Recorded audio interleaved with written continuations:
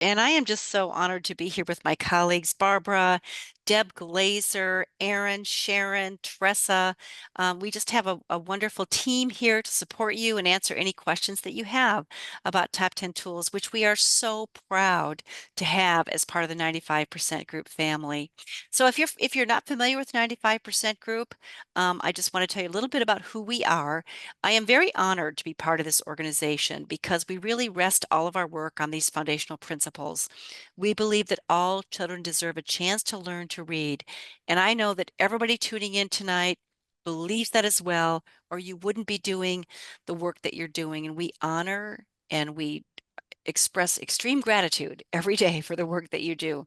Our purpose is to unlock the power of literacy for every child. And we do that by building on the science to empower teachers, I would say all educators, everyone who has a stake in this, by supplying knowledge and resources and support that we need to transform our developing readers.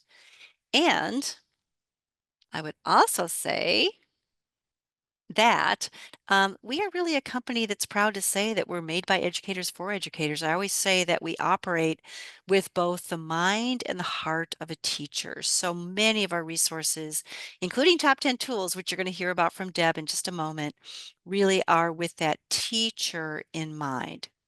So, I just want to share with you how Top 10 Tools fits within what we call our literacy ecosystem. We are proud to say that we have this 195 literacy ecosystem, which we believe is unique in the marketplace because it's comprehensive in that we have a tier one solution. Our core program is called the Phonics Core Program K5. We also offer an intervention solution called the Phonics Lesson Library, and we have an intensive intervention solution called WRAP, 95 WRAP, and each of those tiers is just served by increasing time, intensity, and focus of instruction.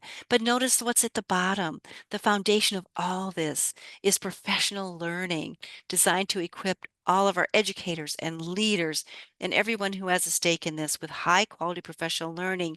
And the crown jewel of that is our comprehensive course called Top 10 Tools, which is what we're here to speak with you about tonight. So we're going to explore three things. Number one, how Top 10 Tools builds teacher knowledge. And Deb is the creator of Top 10 Tools who'll be talking about that entire development and evolution of this tool, of these tools. And then we'll talk about how Top 10 Tools guides educators to transform instructional practices. And Sharon will tell you about how what you learn could be applied immediately. And then Aaron is going to come in with their district's journey and what they have found with the positive outcomes of Top 10 Tools. So it's an exciting time together tonight. So Top 10 Tools empowers educators with knowledge and evidence-aligned practices to develop strong readers. So I want to introduce the developer, the creator, the mastermind of Top 10 Tools, Dr. Deb Glaser. And I'm going to introduce her to you by reading a short biography of Deb. So Dr. Deb Glaser is a consultant, author, and teacher educator beloved for enriching teachers' knowledge of reading and for her proven instructional methods. Following her teaching career, she directed the educational arm of a nonprofit dyslexia learning center, the Lee Persky Learning Center, where she developed programs to teach teachers and students. She was an original National Letters Trainer. She is a policy advisor to the National Council on Teacher Quality, and she regularly contributes to the evaluation of university programs that prepare our teachers to teach reading. I mean, I guess you could say Deb is a true teacher's teacher. She is the author and co-author of 5 books. Her most recent contributions to the field are Morpheme Magic, Lessons to Teach Morphological Awareness, Morphemes for Little Ones, Bringing the Magic of Language to K-3 Classrooms. And of course, that is part of our 95% group literacy ecosystem, and we're so proud to carry Morpheme Magic and Morpheme for Little Ones. And of course, her authorship of the Reading Teacher's Top 10 Tools, Instruction That Makes a Difference, which is now 95% group Top 10 Tools. We are so proud and honored to be able to offer these wonderful programs to educators everywhere. And I just have to say on a personal note, Deb is one of the people I admire most. She has taught me so much as an educator and so much as a friend. So welcome to the webinar, Deb. Thank you, Laura, very much for that introduction. Yeah, we're so glad to have you here with us tonight. So let's take a look at the next slide. And Deb, can you just share with us, why is this course called Top 10 Tools and why did you develop it? Well, first of all, the reason I developed it, and this was 7, 8 years ago now, I was spending a lot of time on the road, going to in-person trainings and spending a lot of time with teachers. And when I would train and provide professional development with teachers, I would always model how to teach explicitly and systematically. I would model for them what it looked like to teach a phonics lesson in this way, what it looked like to teach vocabulary in this way, comprehension using explicit processes and being systematic in how it was the concept was taught. And teachers would say to me, do you have any, at that time, DVDs of yourself teaching that I could go back and watch? Because I Yes. learned so much when I Mm, watch you teach. And in my mind, this dream began to mm, grow that I really did have a gift. There was something I could share with teachers from this expertise that I gained working with some of the nation's most incredible researchers and devotees to reading and reading instruction. Louisa Moats, the most critical mm, mentor in my life. mm-hmm. And I did it.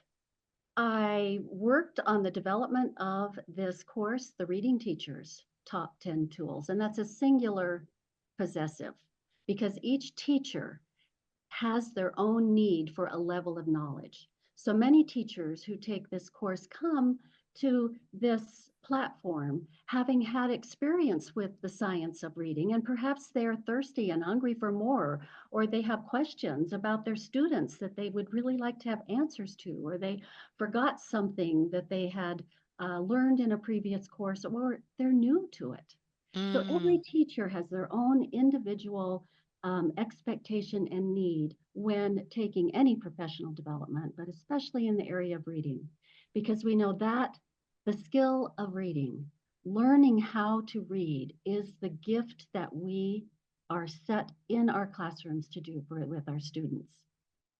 So it's designed around 10 elements because when I began creating this course, I took Post-it paper and I just plastered my office with everything I thought that would come to my mind, everything I thought teachers would need to know in order to teach students, given the materials, the programs, or the lack of materials and programs, their students how to read, how to meet their students where they were in their reading development.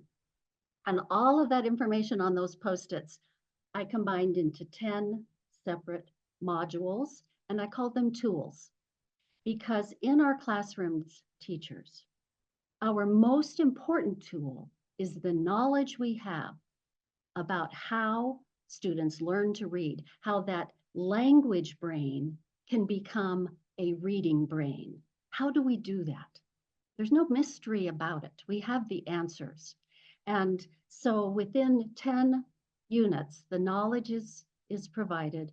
The how then to implement that knowledge or bring that knowledge to fruition in our classrooms. So it is a compact, comprehensive, it's compact because there's a lot of information, but it's easily um, uh, presented so that it is easily taken into your heart, your minds, and then you are assisted to see how that knowledge and information was going to play out in your instruction through lots of instructional videos. yeah. I love that, Deb. Again, that gets back to, you are a teacher's teacher. Like you really do operate with this understanding of what teachers need and want.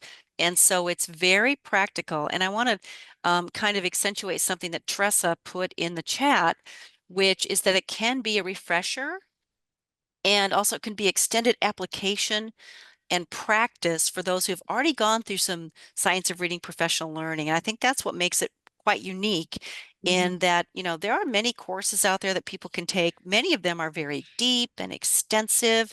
And I think when you go through that kind of learning, sometimes that begs the question, how do I apply this to Yeah. the classroom? And I think what you really do is you make sure that this is knowledge applied.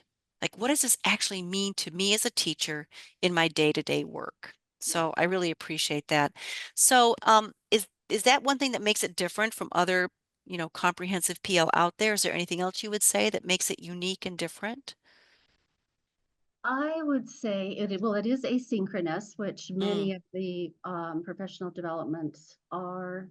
Um, it has been, I mentioned at the very beginning, 7 or 8 years now since I prepared the original Reading Teachers Top 10 Tools. mm-hmm. And 95% group has worked with me and other experts in the field now to create an updated Reading Teachers Top 10 Tools. So Great. So while it Sharon, is can you advance, please? And so we can kind of see the visual representation of that. Yeah, so here are the 10 tools that emerged from my original brainstorming, and they in the top 10 tools by 95% group now, they are the same. They are the same tools. There has been not been any change in what we need to know, but there's a lot of updated research that helps us Mm, clarify for individual students what will work best for this student at this time. mm, So the I guess what has been updated is the platform, and you'll see a little bit of that in a little while.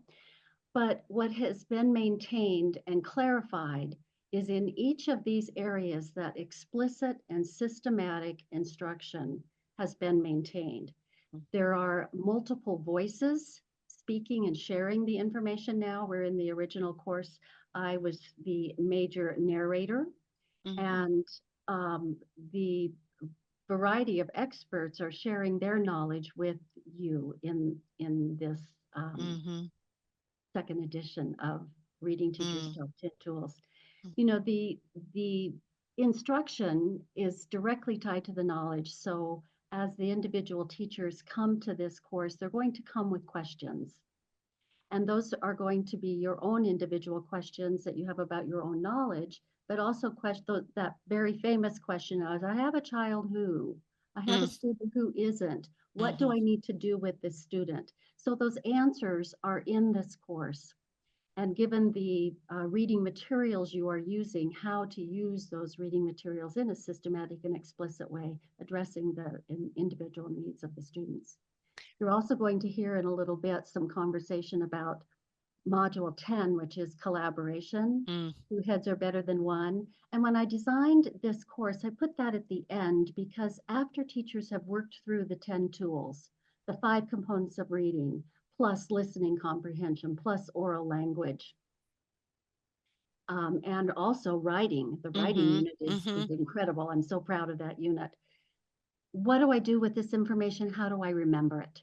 So it's in your data meetings with your fellow teachers that you have the opportunity to share, help each other remember, mhm. or even if you're the only person who took the course and not your whole school, you have this information now that you can bring to the table to help teachers respond to the students when data has been reviewed. Yeah, Deb, I love that. I just really want to accentuate that for our listeners. So that collaboration piece is really about how do you look at data and use that data to drive your decision making. And what you really pointed out to us is that in each of the tools, it really is about how do you meet the individual needs of the students. So that differentiation piece based on data, it's needs-based instruction Yeah. based on data. And also, we need to be all in this together. Like, we need to look at data from Mhm. from a systems standpoint and think about these are all our kids. right? This is not Yeah. just, Dr. Glaser's kids or Miss Stewart's kids. These are all of our kids. And so how do we look at that data and make sure that we're providing them with the needs-based instruction that they need? And that's included in the tools, that application and differentiation. And Yeah. Laura, let me just make one comment too. It just came to me. The classroom videos in the course are a wide variety of students with a wide variety of Yes. students, small Yes. group, but also whole group, and very real too. So when students respond in one of my videos, it's a small group video. Um, I'm working with them on their letters and they're Mhm. making the phoneme sound for the letters, so the phoneme grapheme correspondence as they're writing them. One little girl looks up and she looks at the ABCs on the wall and she says, "Hey, these look just like the ABCs, the letters that they're writing." And I go, well, maybe Well, these are the ABCs. yeah. So these moments that children give us in their thinking when they think aloud tell us so much about Yeah. what they know, what we've assumed about what they know too. So we've included those. I left those in my classroom I videos love that. for Yeah. teachers. And Deb, I love that because you've always been a teacher. You've always worked with kids. And so this really came out of that. I did want to mention, Brian asked about needs-based. The term I use, needs-based instruction. Basically, what I'm saying is, what does the data say about our kids and how do we provide them with the right instruction at the right time based on where they are in their development of readers? So it's really about differentiating instruction. And I want to say one last thing about this. It's so comprehensive. And I think that's really important for people to know. If you look at all of these different areas, and Deb, you mentioned writing, a lot of times our reading coursework doesn't include anything on writing.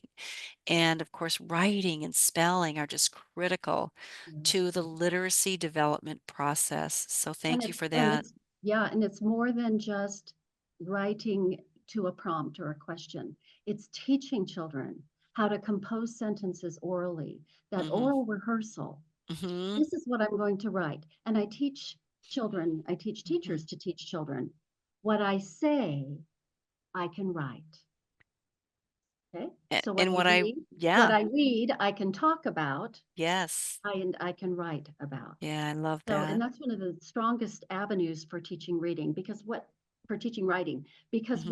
what you will see throughout here is that you're not teaching in isolation these Hmm. components.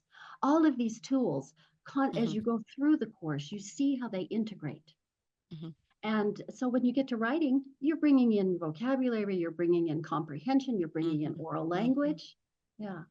And And I, it's comprehensive, Laura, but I want to point out one of the comments teachers would say to me mm, over and over again when they go through the course hmm. is thank you for making this information accessible. So comprehensive shouldn't scare you away. Hmm. It Yeah, is it's accessible. not heavy because it's really done with this. Okay, here's what you need to know, but here's how it applies to your teaching. I love that. And I did want to mention, I love the fact that one of the very first tools is oral language because that is the foundation. That's the basis. We If you know don't that. have language Yeah. skills, there's Yeah. almost a perfect correlation between one's language skills Yes. and their ability to learn to read. Thank you. Thank you So for being a that's pervasive trailblazer. throughout. Yeah, I And then the love oral that. language piece is one of the pieces that we really did update and bring in a lot of the sensitivity to the language our children bring to the classroom and what that Yes. means. Um, Yes. yeah. Yes, and honoring a child's language, Mhm. honoring their language. Yeah. So Deb, you and I could talk about this all night, I know, but I Yeah. want to make sure to turn it over to Sharon. But just did you mention what's new in the second edition? Do you want to kind of take that and then turn it over to Sharon, Deb? Well, what's new is there's updated graphics and there are a variety of speakers presenting the information, researchers, Antonio Fierro, Mary Dahlgren are a couple who have been brought in, experts to share. And especially in the language, the phonics, vocabulary, and comprehension, we've upped the ante on the making it real obvious what explicit and systematic instruction is. So multiple teachers teaching in classrooms, and most of the original videos from the top 10 tools are still in the course. And you'll hear a little bit more about the updated version from Sharon. Great. Thank you so much, Deb. So do you want to go ahead and just turn it over to our Sharon Hopper then? I will. Sharon, I've had the pleasure of working with over the last 2, even more years, as she is it with 95% group now, and previously was with Hill Learning, where she developed a lot of training, online training for programs, but also very knowledge-based professional learning. And she has taken the lead in designing the second edition of Top 10 Tools. Um, and I have just appreciated so much the work that she has done in polishing it up and transferring the course to a new platform, which was no easy task. But she's going to share a little bit with you now about top 10 tools and what you could expect. And if you've already had top 10 tools, well, how it is a little bit different. Yes, certainly. Well, it has been a pleasure to work with you, Deb, on this event and this opportunity to reinvent and reimagine together. We did hold some of the initial and structures that have always been in place. So each tool is built around these 5 pieces. We start with building background and move into research, which tells you the why.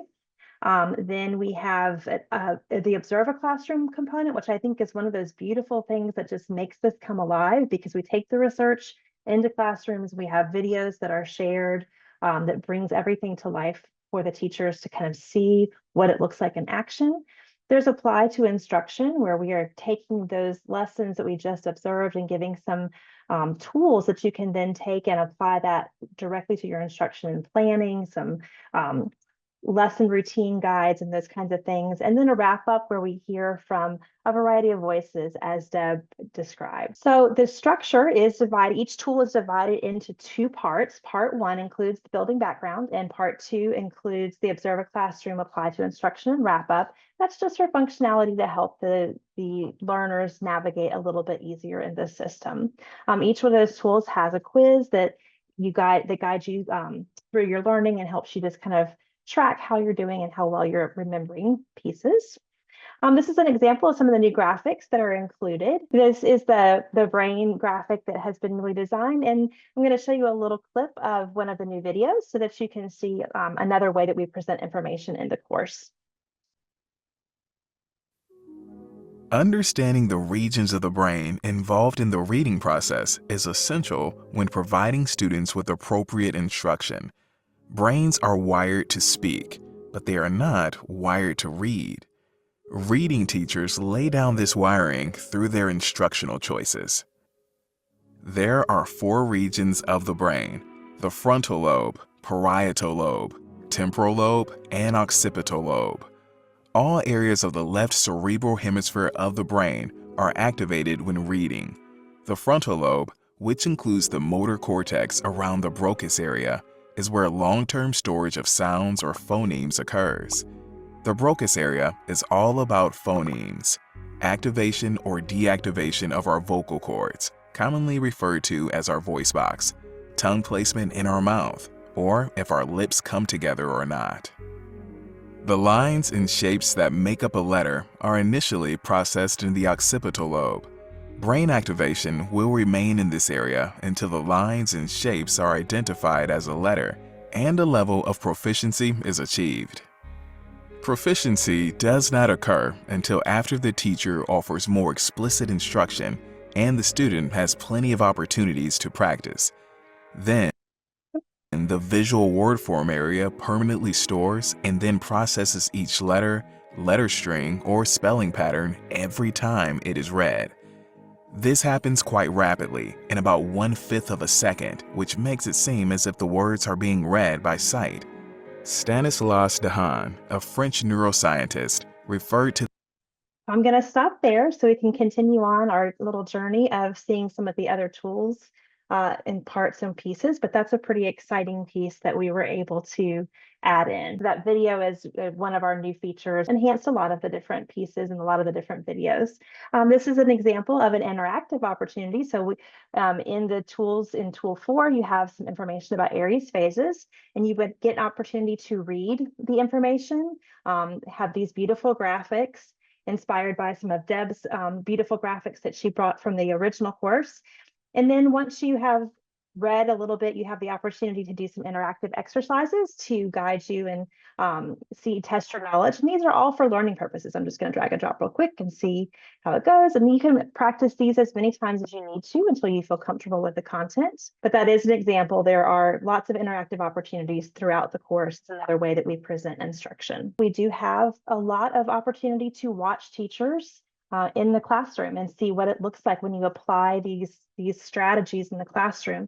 We try to pair when you see something happening in the classroom, then we provide a tool or a resource that you can download so that you can take it to your classroom the very next day and try it out. This is an example of one of those classroom videos. We'll take a quick listen here. All right. Brim. Say it. Brim. Tap it. Move magnets for phonemes. Now write it. Each sound.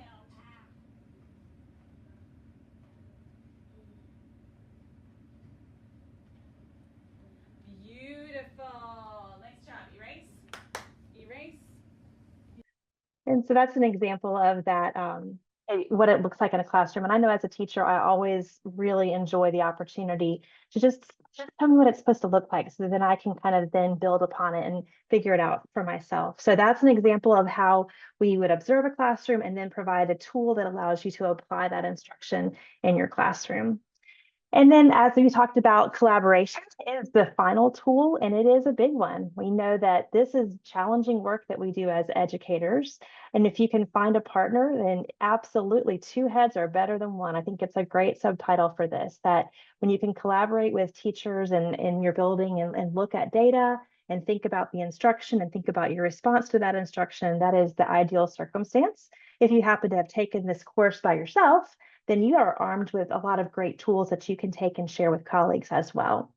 This is an example of the data planning process, or one of them that's presented in the tools, and just some of the beautiful graphics that surround that work. And this is a data protocol. And so we want to make sure, just as we did in the other tools, that not only are we telling you that this is a good idea, but we're giving you some specific tools that you can use in a data meeting. And so a data protocol is a standardized way of planning out your data meetings. It starts with what you hope to learn about in a tool, from a data set. And then you kind of walk through the process of thinking about how this applies to the classroom, what are the implications, and guide you through the process of thinking about data and being really specific about student responses. And this is our expert corner. So we have this adorable cartoon of Deb that introduces her colleagues all the way through the tools, and you'll see she introduces a variety of people that in our wrap-up section where we can hear from voices from the field. And as I just said, that each tool does close with a check for understanding. This allows you to reflect back on your learning and see how well you remember some of the things that you've learned. And you can go back and take the quizzes multiple times if you need to. We also added a reflection journal, which is an opportunity for the learners to download a reflective journal and answer questions that just take the learning a little bit deeper. And then you can use that as an opportunity to share with colleagues who may be taking this course at the same time. And then there are multiple resources all throughout the course that you can download to enrich your instruction and enrich your opportunities at collaborating with teachers as well. And then we have opportunities to monitor your progress. You can monitor your own progress as a teacher. You can monitor progress in a building if you're an instructional coach or a principal. You can monitor progress at a district level. A lot of different ways that you can monitor and support teachers who are learning and on this journey together with you. So we definitely want to feature now some of that great learning. So I'm going to pass it back to Deb to introduce one of our other guests tonight. Thank you, Sharon. All right, Erin, this is my great pleasure to introduce this amazing woman who is a literacy leader in her school with her principal. who took top 10 tools to school-wide level and has just a lot to share with the efforts that they put into place, their learning about collaboration, about supporting teachers as they're in professional development, to bring about such incredible success in their school. So Erin, thank you so much for being here with us tonight and sharing your experience and your learning. And I know that everyone listening here tonight will learn something from you tonight as you share your story. Thank you, Deb. I'm hoping to give some tips and tricks on what the top 10 tools could look like at a classroom and at a school level. Here's a little bit about my school. I'm always proud to share that we are from Fargo, North Dakota. We are a K-5 school with around 435 students. This coming school year, we have 46% white, 35% Black, and about 5% of our demographics are Asian. That's usually surprising to people who know little about North Dakota, but we are proud of our diverse demographic groups. About 60% of our students are free and reduced or have a low socioeconomic background. 21% of our students have an IEP for literacy, math, or social emotional support. About 13% of our population are English learner students, and we are proud to serve 25% with extension services from our gifted and talented program. The first thing I wanted to share was why we chose top 10 tools. We were digging into the science of reading quite early, and we needed to shift away from our balanced literacy approach. Our students weren't making any progress with balanced literacy and our instructional practices. We had some outside observers come in from the district to see if they could give us more tips and tricks. And at that time, we were told we were implementing balanced literacy to a very high degree. But our data and our student outcomes did not show that at all. We were only having about 30% literacy proficiency rates at that time within our school, and that actually was a match of the district's literacy proficiency rates as well. So we weren't happy, and we knew we needed to make a change. We decided to dig in and do some things a little differently. One of the things that we knew we had to do is get our teachers and staff the knowledge to make some changes with their literacy instruction. Our district wasn't quite there yet, so my principal and I reached out to Deb because we were interested in her Top 10 Tools program. We easily made the choice to head that direction with Top 10 Tools professional development, because after meeting with her, we knew it was research-based. We knew it was a professional development that our staff would gain knowledge from in order to start shifting literacy outcomes. We also really liked how it was time manageable. We started it in the fall and gave our teachers a year to work through it. It was high quality learning. We really appreciated how it encouraged our staff to work together through the tools. One of the things that we did for implementation within our school is we gave like groups of teachers and staff time together within the school day so they could really dig in and have conversations and collaborate as they went through the tools to deepen their learning. And then I was able to be there as well to keep helping them with questions, support, and next steps, since I am the instructional coach in the building. So here are some outcomes that we saw early on as a result of Top 10 Tools. 3 to 4 years ago, we immediately saw a shift in our reading proficiency data. Our third grade year is the year we really watch as that pivotal year. Foundational skills are starting to be solid and in place, and we're starting to see that change in student fluency. We've seen that the last 3 years, our oral reading fluency is continuing to gain proficiency at the third grade level. And then the other data point we watch is our state assessment data point. It's still a data point that is lower than we want, but we are seeing gains, which is extremely exciting. For the first time this last school year, our third graders outperformed district third graders on our literacy assessment at the state level. So we have lots of great data to celebrate, and our student outcomes are starting to change. So I want to share some of the challenges so that schools have some guidance with those as well. When you shift away from balanced literacy, you also need to be ready to shift resources.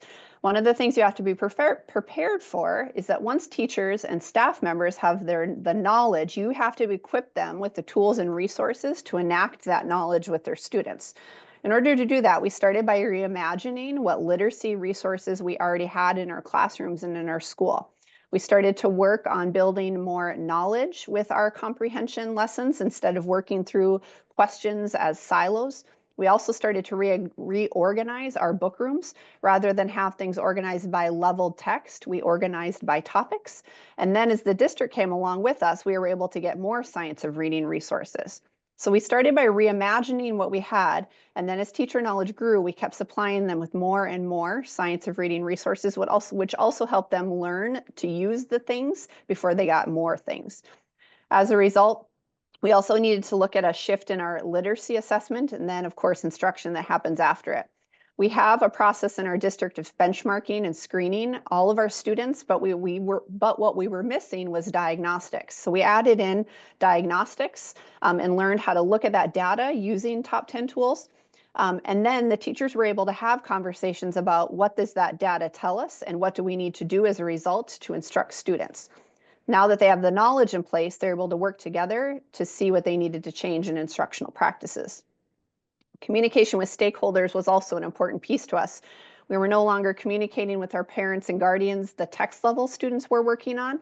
Instead, we were working on what phonemes and graphemes the students were learning, and what sound and letter correspondences, or what they were looking at with fluency. And then if they're comprehending, we were making sure that their fluency was still holding on. So our conversations with our stakeholders changed a lot too. Our master schedule was a change that needed to be looked at. When you work through the top 10 tools, you'll need to give teachers time to implement, but you also need to give them time to have instructional practices within their schedules. So we worked on our master schedule to make sure we had enough ELA time allotted, time for foundational skills, and then knowledge building as well. I love how you said, you have to start by just reimagining what you have and thinking about how you're building knowledge, because through that understanding of the science of reading, then the question becomes, what resources do we have to enact that? So that, that gradual shift really is important. And I always try to make sure that our educational leaders and everyone who has a stake in this understands this is a process. This is not an overnight thing. This takes time, and we have to think about knowledge and resources and assessment and scheduling, and all those things really have to unfold over time. So thank you for making a case for that. And somebody asked about resources, and I just have to give a shout out. 95% group really look at the resources that we offer that really align with the evidence base of the science of reading, and how we allow our educators to enact those principles through the resources that we provide. So anyway, thank you for making that case for this, kind of how do we continue to evolve and develop our understandings and practice. So thank you for that. We've seen lots of successes. Once we have the knowledge in place, we've seen our achievement data start to increase. Our outcomes are continuing to grow. One of our biggest ahas is that we saw in our MTSS, or our RTI framework. It was really interesting. Once we had teacher knowledge in place and the instructional practices to match, our tier 2 has started to fade away. The students are getting what they need in tier 1 because our teachers have strong instructional strategies with reteaching. And then the student needs are being met within the classroom. Sometimes they need higher repetition in small group setting, or working on some additional skills. And that's what our tier 3 is looking like. Our pullout for tier 2 is reducing quickly at our school because our teachers know what the students need to do to meet the benchmarks within their tier 1 structure. Knowledge is the biggest piece of that for the teachers. Our tier 3 plans, our most intensive plans, are reducing because the students are getting what they need from tier 1 instruction. As a result, our special education referrals are decreasing. Our district was pleased to see those special education referrals reduced. The students that are on individualized education plans with a literacy goal are exiting more and more, because the foundation is getting solid and in place in the tier 1 level. So we have lots of celebrations within our tier 3 and students that have IEP goals. As an instructional coach, I have the base of top 10 tools with all of my teachers. So my job becomes even quicker with helping them improve their implementation and practice, because they have the knowledge there from their work with top 10 tools. I don't have to spend as much time as an instructional coach getting that information about the science of reading, because we have that common understanding and the common language. The other piece that has been helpful for us is the success we've seen within the tools. They're very specific. All of our staff members get what they need. Our speech teacher is able to drill in and pay close attention during the oral language and phonemic awareness tools. Our upper grades teachers were able to drill in with the writing. The other things we like about Top 10 Tools is even though the tools are not differentiated by grade level or area, our teachers are gaining the knowledge they need, and the spelling tools met for those upper grade teachers. The needs of all of our teachers are able to grow with the learning that they have with Top 10 Tools. Our staff retention has also been an exciting success that we've seen. Our morale has increased, which makes our teachers want to stay where they are. They're working so hard to try and improve literacy outcomes, but they weren't making progress before we dug into the Top 10 Tools. So when we made the shift, teachers started having light bulb moments, and they were seeing the successes happening with their students in the classroom, which increased morale. We also, like many states, have changed legislation. Science of reading practices and principles are becoming a mandatory thing in professional developments in all of our school districts. So at my school, we were a year ahead of that legislation, and the Top 10 Tools met all of those requirements. So our teachers were very excited to see that they didn't have the extra steps to meet legislation, and morale was high there as well. Erin, I just love that you included kind of those sometimes ancillary and sometimes surprising effects of increasing teacher knowledge, that it does improve morale. And when we're successful with our kids, we want to stay and we want to do the work. And, you know, all of us get into teaching to make a difference in kids' lives. And when we can increase our knowledge and improve our practice to meet those goals, that really helps us to stay committed to our profession. So thank you for pointing out that kind of, you know, wonderful, I guess, result of this wonderful set of tools. I think that, you know, teaching is challenging enough, and we all do it because we're so passionate about it. And to think that we can improve our practice and be even more excited and passionate about what we do by taking an opportunity to learn, it's like such a blessing to be able to come in and learn some new things and put them into practice and see the evidence of that transfer to students. So some of the ways that you can engage with Top 10 Tools is through the 1-year subscription. Some people were asking about that. 1-year subscription to Top 10 Tools is the standard course offering. We do have accreditation available through the IDA, International Dyslexia Association. So you would then take the standard version of the tools and work with a coach individually to provide additional depth of knowledge explorations with that coach one-on-one. So the content for the standard course is the same for both options. The second one with the IDA interaction does require more written work and one-on-one coaching support from that IDA accredited coach. So those are the 2 ways that you can engage with the standard course content for Top 10 Tools.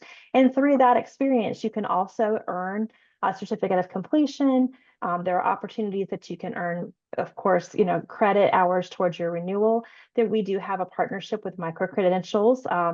So you can earn micro-credentials, especially some of our states that require micro-credentials. You can earn those through the completion of Top 10 Tools. And you can also earn that really coveted IDA accreditation certificate as well. Those are all benefits of completing the Top 10 Tools. And we do have a new offering with this version of reading of Top 10 Tools by 95% group.